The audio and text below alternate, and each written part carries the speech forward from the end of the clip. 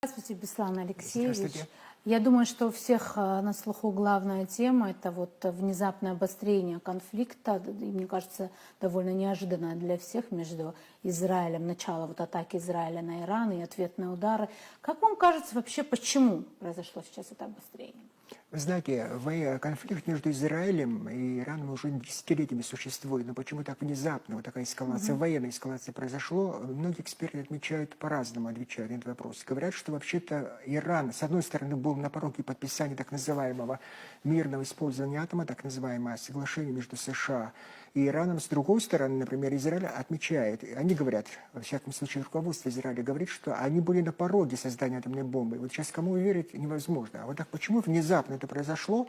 Вы знаете, надо просто проанализировать аргументы, которые приводят и Иран, и, например, Израиль, и, между прочим, и Соединенные Штаты Америки. Например, Израиль, премьер-министр Нетаньяху говорит, что вот если мы нанесем удар, это позволит сменить режим, который уже десятилетия существует в Иране. Это режим, который, я вам хочу напомнить, что не признает государственное существование Израиля как страны. Они говорят, что эта страна не должна вообще существовать. Понимаете, отсюда вот такое, знаете, вот такое отношение к Ирану. С другой стороны, Иран отмечает, что мы могли бы подписать соглашение, но надо иметь в виду, что когда говорят об использовании ядерного оружия, возможном, потенциальном использовании ядерного оружия, надо иметь в виду, что все-таки Иран отмечает, что она имеет право на мирное использование атома.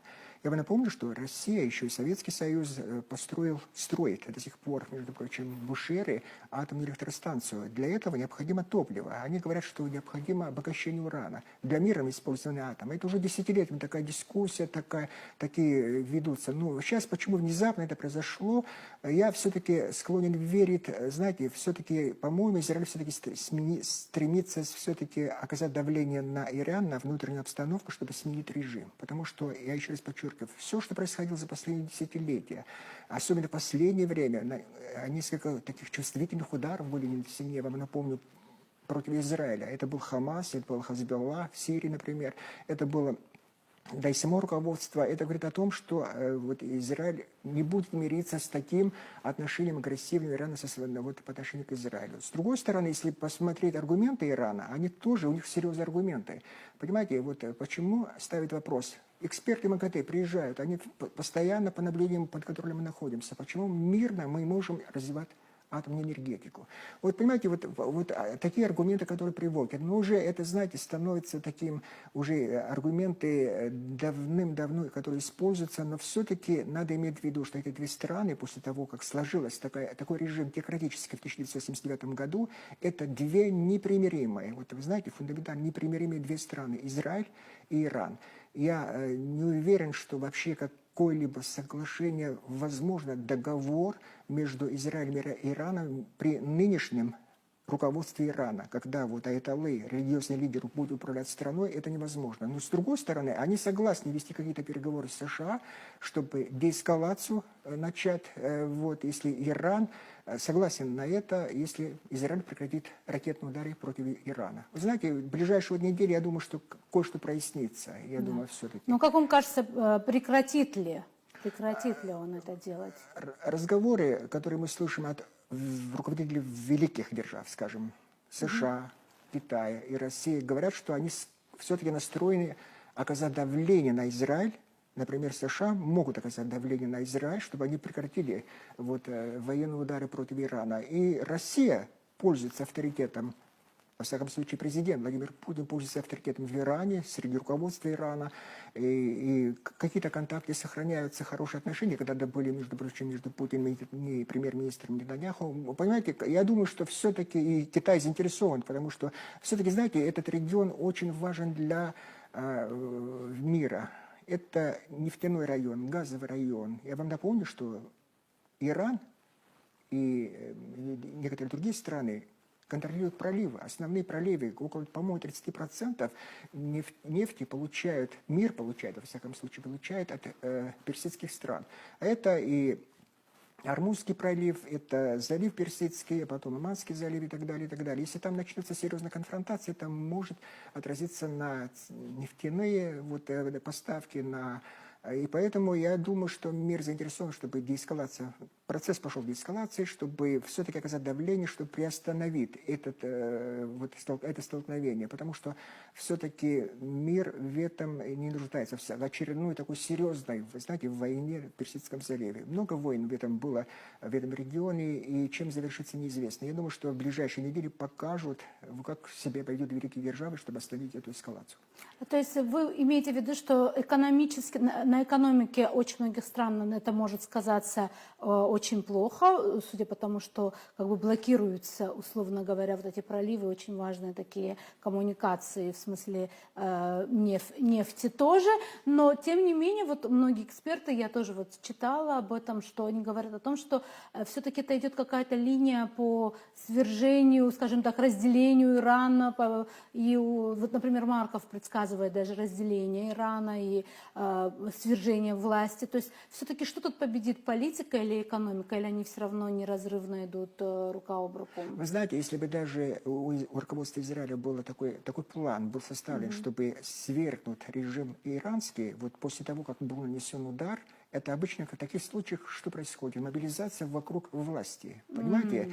И поэтому говорит о том, что, вы знаете, в ближайшее время смена власти произойдет, это вряд ли, учитывая, как себя ведет население. Хотя внутри многие эксперты подчеркивают, что, знаете, есть недовольство, вот либерально настроенная часть тоже есть в иранском обществе, но это у них основное, вы знаете, такой серьезной базы нет. И на это, может быть, и рассчитывало руководство Израиля. Но вы знаете, после того, как вот они нанесли такой открыто враждебный, такой абсолютно необоснованный такой удар, это, понимаете, очень грубое вмешательство в суверенную страну. Вряд ли это приведет к каким-то протестным выступлениям против существующей власти. Наоборот, я думаю, что иранское общество сплотятся, и это приведет к еще большей враждебности по отношению к Израилю. Поэтому очень важно отмечают. Я думаю, что, знаете, вот еще что произошло. Мне кажется, что Израиль просчитался в каком плане. Они не рассчитывали, что они вот такой удар получат со стороны Ирана. Все отмечают, что да, военный потенциал серьезный у Ирана. Но они говорили, что у нас есть вот ПВО, у нас есть железный купол, как они говорили, но это превратилось в ничто. Эти ракеты, ракетные удары, которые наносят, они привели почти таким последствиям, которые я не могу вспомнить вообще в современной истории Израиля такое произошло, имело ли место или нет. Понимаете, это серьезный удар по имиджу Израиля, как вот считалось, Израиль такая региональная держава, которая может 100% обеспечить свою безопасность. Да, как неприкасаемые. Да, но этого не случилось. Это говорит о том, что, знаете, это соблазн, что и дальше продолжать войну со стороны Ирана, например. И поэтому многие подчеркивают, многие говорят, я этому верю, что в ближайшие дни, недели все-таки эти великие державы, и Россия, и Китай, и США окажут давление, чтобы приостановить эту эскалацию, потому что это не в интересах, я думаю, что вообще и великих держав, вообще страны, многих других стран, потому что, как вы заметили, это может отразиться на и поставках многих природных ресурсов, которые мир получает от Персидского залива, и поэтому очень важно, чтобы там сохранялся мир и стабильность. И вот, кстати, как только начался этот очередной кризис на Ближнем Востоке, сразу почему-то опять всплыла тема ядерной угрозы, да? Как вам кажется, это накрученная вот эта история, или там все-таки это тоже возможно, да, учитывая вот разработку, которую ведет уже очень давно Иран, вот тут, или это все накручено журналистами, СМИ, социальными сетями, как вам кажется? Вы знаете, здесь мы должны послушать экспертов, которые хорошо изучают в этой области и Иран, и Израиль. Многие говорят, что действительно Иран подошел к созданию атомной бомбы.